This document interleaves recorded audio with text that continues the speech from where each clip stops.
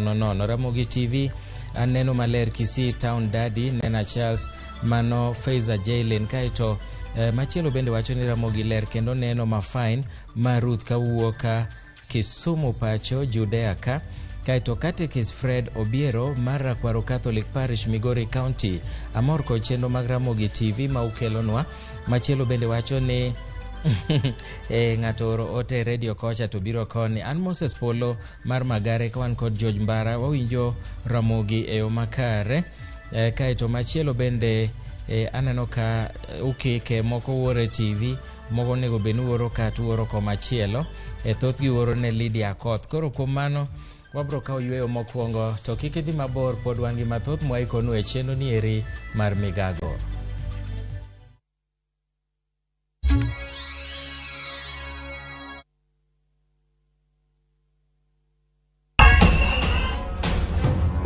Duond mine oseman. Representation mag mine osechako menyore. To sani duond gini oseyudi e lony kod lai mopogore opogore kaka siasa. Monego watim en empowering the women. Somo. Education mag nyithindo timore okang' machalo nade. Ohala mag joma mine. Wang'eyo ni mine nigi ting' matek kande ohala mag small and medium enterprises. Thieth. Weche mag tuoche. Nyaka watim capacity building one network gi the health department. To kod mamoko. Jailieta kelo ni duol gi chienge sukangeso sa deko tieno e Ramogi TV e chenro mar mine wacho.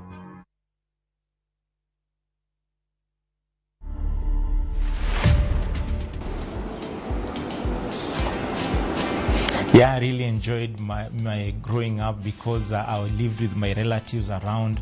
It was fun time. I communicate using my hands. So with my family and relatives, communicating properly with them, that has been a big challenge. The biggest challenge I've seen is many deaf people cannot read God's word. As we really try as much as possible to produce Bible literature in sign language, I would really encourage my fellow deaf people to learn. To watch this story and more, download the Citizen Digital app today. Kenya's #1 app, Citizen Digital.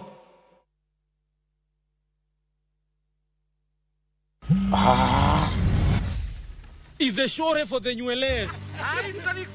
It's hanikwa. The S silent. Hebu tumado kwa hitio. Himbalas.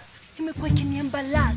Na unasendaje na niko kwa hii network ingine? Baby, sina tuma na Airtel Money. What is money? Make payments to any buy goods and pay bill. Deal ni deal. Dial *334# to activate Airtel Money. Hebu tuma za lashes.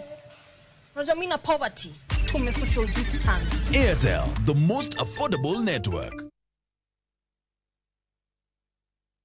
Shabiki.com is all about jackpots, live games, casino, virtual games, weekly promotions, bet builder, bet share, and 24/7 customer service. It's all about football, basketball, tennis, cricket, motorsport, and so much more.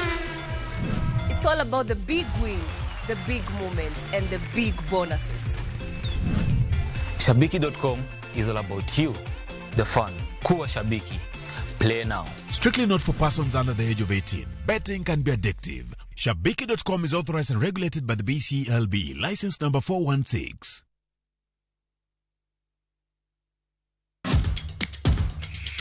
Epewe mag tuke mayero, hero maradhula, kendo ipako gilo. Tudri kod James Opondo, Japicha, gi Milton Ochieng Jaka Black, e pau tuke. Chienge sukangeso, chakre sa boro odiochieng, nyaka sa par, mane Ramogi TV.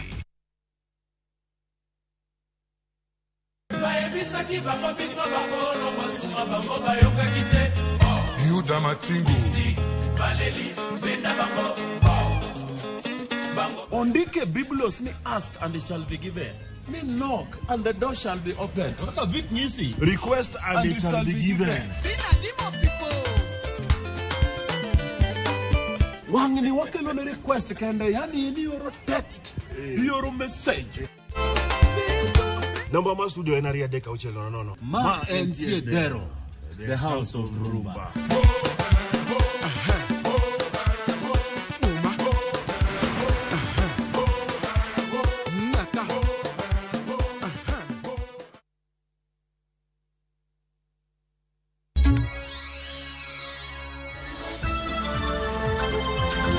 Machiegni kendo janeno mar Ramogi TV. Jodak e kadak mag Atitu e kaunti ma Kiambu okwayo gi ten piny owacho mondo neno ji arita kwe e kadagno kaluwore gi kuo kod njore mosemedore okang' mamalo ahinya e pinyni makono. Giwacho ni jokuoyego tiyo kod apiko e kwelo gino mamiyo gi luoro ma ok ginyal dhi e wuodhegi gi apiko ma ok ging'eyo.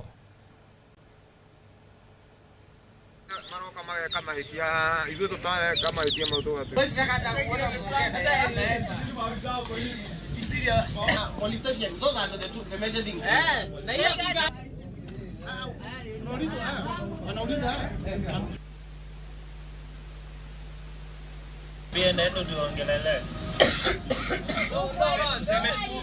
Wakati huo tukianza mabiashara tulikuwa tunapata hata kwa manyumba. Sasa wakati watu walianza protest, ilianza kuwa na watu wakaanza siku kupata sasa kwa nyumba sana ni kwa jia. Anyway, hata hapa nje sisi ile kitu tungependekeza ifanyike huko na serikali. Watu angalie huko hatuna ulinzi iko chini. Ile kitu kingine huku ni kungekuwa na polisi ingekuwa huku, tungekuwa na polisi hii area, wangekuwa tuangalia usiku na mchana. Bad Migago mochune rito bunge pachoka KFS oketo thenge omenda maromo bilion 500 e pidho kothe mag yiende maromo bilion 15. Maeri en achiel kuom okenge mag chopo atamalo 30 mag bunge e thuolo mar higni 10 mabiro. George Juma miyo walere wi chenro ni kowuok e kaunti ma Migori. E piny Kenya, lokruok mar kor lwasi osetudi kod oro masani koro kwako gwenge mathoth e pacho kae. Oganda mathoth yuago kech nikech nok mar chiemo ka jambgi bende koro wito ngimagi nikech nok mar pi kaachiel kod lum. As a community, we can also make sure that our rivers are taken care of because they are important, they are our water sources. Pidho yien mathoth en achiel kuom okenge ma bende koro piny owacho tiyo godo mar kedo kod lokruok mar kor lwasi. Areas where we have the areas that are arid and semi-arid, we encourage to grow, to take care of the species that grow there naturally through regeneration. We have a policy that talks about 10% forest cover at every farm, at the farm level.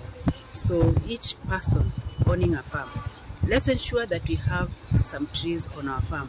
Piny Kenya geto bedo kod atamalo 30 mag bunge ka oromo higano malo 232. E ng'wech mar chopo lekni, duolo mochung' ne rito bunge, the Kenya Forest Service geto neno ni kothe mag yiende maromo bilion 1.5 koro pidhi higa ka higa e thuolo mar higni 10. And the whole strategy is going to cost us around 500 billion Kenya shillings.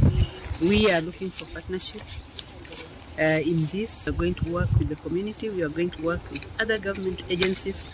Research going on, especially by KEFRI, Kenya Forestry Research Institute. They work on faster growing tree species.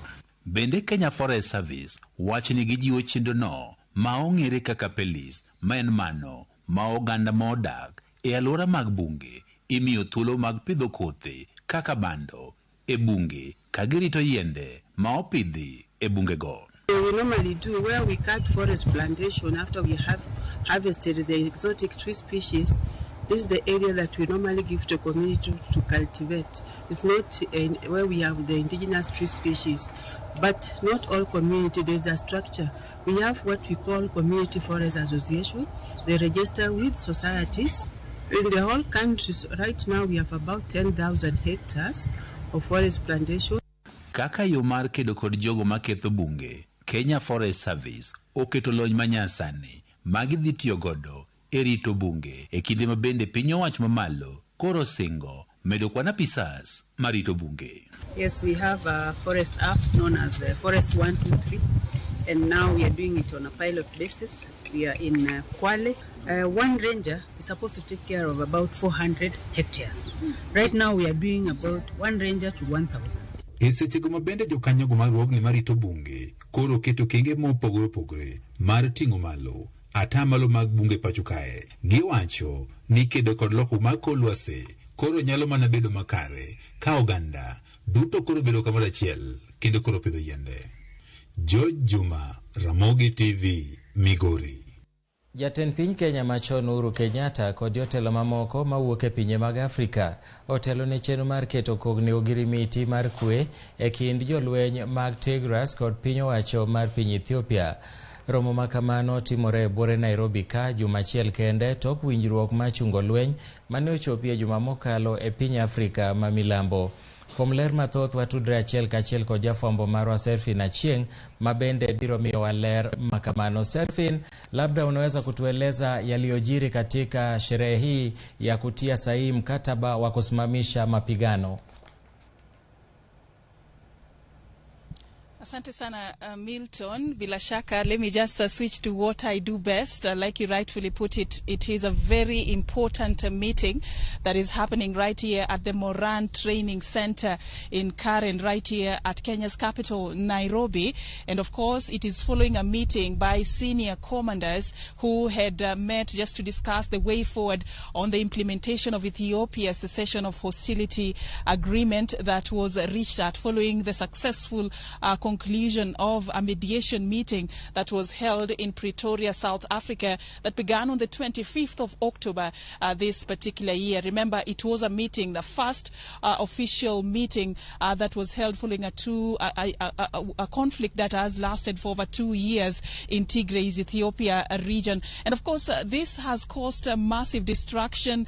Several lives have been lost, and of course, human rights violations also being reported following this particular conflict. Of course, former President Uhuru Kenyatta was part of the senior leaders from across the African continent that were part of the high-level panel by the African Union that was tasked to broker a truce between the Federal Republic of Ethiopia and Tigray's People's Liberation Front. And it was a success if the agreement is anything to go by. But of key significance is that part of the things that they expected to do as part of the way forward was that parties to the agreement were supposed to hold a meeting of senior commanders 5 days after that agreement was reached, just to discuss modalities on the implementation of the agreement, which include disarmament issues, taking into action the security situation on the ground. Now, that meeting has since been concluded,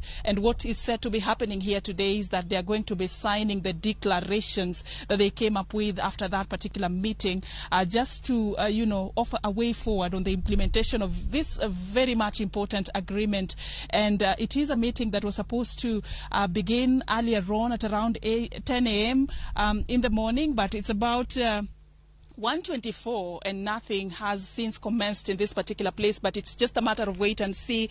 And we understand that former President Uhuru Kenyatta and his Nigerian counterpart, former President Olusegun Obasanjo, are here, and they've been having a meeting concerning how to proceed with this particular process, of course, that will offer a way forward on the implementation of that particular agreement. So that is what we have for you as per now, even as we'll continue to update our viewers on what will come forth from the signing of the declaration by the senior commanders on the implementation of the cessation of hostilities agreement in the Ethiopian conflict. Thank you very much, Serafin, for that update. We do hope to link up with you later for more updates. Manone Serafin Achieng' mane nyisowa kaka winjruok kata keto girimiti mar kwe matieko lweny e piny Ethiopia timore boma ma Nairobi. Ka wadhi nyime, lek mar johala matindo chal kama dhi chopo kare bang' jatend migawo mar omenda Njuguna Ndung'u go chapa chike madhi tayo omenda mar hola mar Hustler Fund. Omenda makamano igeno ni dhi chako tich tarik 1 mar dwe mar 12 ka en achiel kuom singo mane jatend piny Kenya William Ruto kod riwruok mar Kenya Kwanza omiyo jopiny e kinde ma kampen. Kaluwore goboke mogola kod apisi mar bad migawo mar omenda Hustler Fund idhi miyo grube mag jopiny kaka chama, table banking to gi saga e okenge mag bero kendo yaro ohala magi. Hola makamano idhi miyo grube mag jopiny e nyinyo ma ogonyore kaachiel bende gi nengo mar timo ohala. Piny owacho lero ni hola mar Hustler Fund dhi konyo johala matindo, jopur, jopith jamni kod jojua kali e bero ngimagi. Kaluwore gi ote makamano, hola mar Hustler Fund ibiro tayo kod jokanyo e board mar weche mag ochumi. Jokanyo mag board nero dhi bedo jakom mibiro gwelo kod jatend piny, Aton Jenner, jagoro mongirore e bad migawo mar ohelni matindo kod saga to kod ji ariyo mamoko mibiro gwelo kod jatend migawo mar ohala. Hola mar Hustler Fund biro bedo bilion 50 kendo ibiro puodhe kod od bura mamalo e hiko muom ka hiko muom.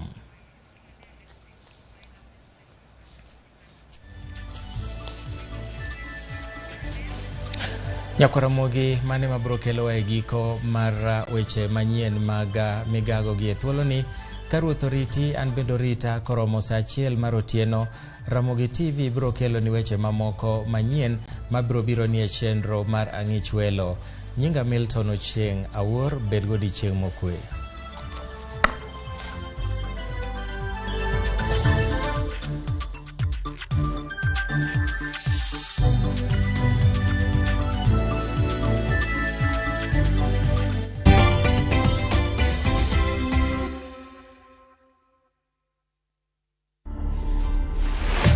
Hello, my name is Rahama Mathamia and I am the current Miss England 2021/2022. When I won, there were a lot of people that were upset because it just didn't make any sense. You don't look at me and think I'm representing that nation.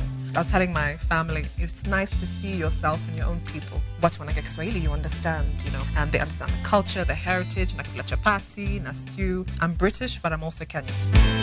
To watch this story and more, download the Citizen Digital app today. Kenya's #1 app, Citizen Digital.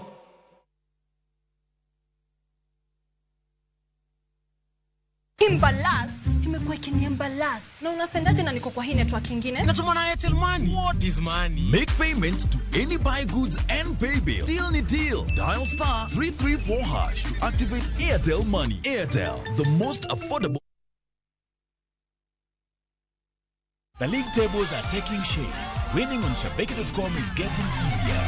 Enjoy highly boosted odds on the English Premier League, French Ligue 1, Spanish La Liga, Italian Serie A, and many top leagues only on Shabeki.com.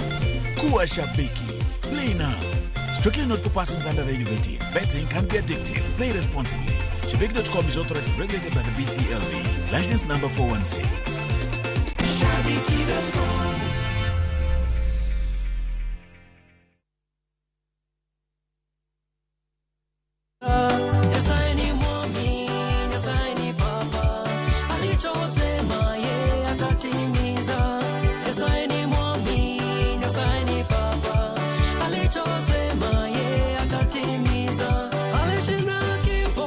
Kupata wimbo huu kama sikiza timu yako ni rahisi sana. Bonyeza *811 *344#. Kumbuka, sikiza na Citizen ni nyumbani kwa wasanii wote. Collect fare kwa boda au matatu ukitumia ViewPay cashless na uqualify for bima ya 100,000 shillings pamoja na medical cover ya 20k na permanent disability cover ya 100k kwa 5 bob pekee. Dial *236# today to start using ViewPay cashless.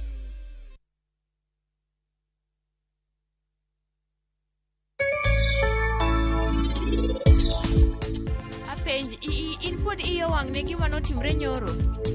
Mihana sai ni winja. Wewe anamwone tapu. Ana winji maber mak ng'anani okadwe weche mang'eny sana.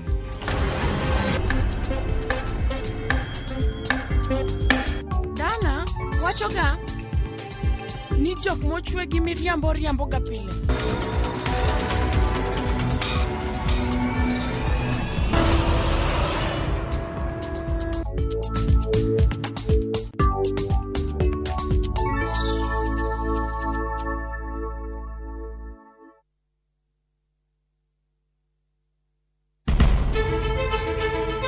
Laktar ok en ka chenro moro amora. Wach mar P2 emergency pin e monyo gino kapere mene giketho system. Wakelo ni achiel kachiel lakteche man gi lony mar arieya e weche ngima dhano. Koro ka goyo picha to dhi nyisa kind lekene. To gipuonji achiel kachiel e weche ngima. Telo malit na masongo adhia very good. Riuri gi Ruth Otieno wuok tich nyaka tich abich chakre sa 12 odhiambo. Onono tiend weche kowuok kuom laktar. Osomo oteni namba mar SMS en 23600 en page laktar. Kendo kawo simbi. Wadhi kawa simbe jowinjowa jonenowa. Manera Ramogi TV.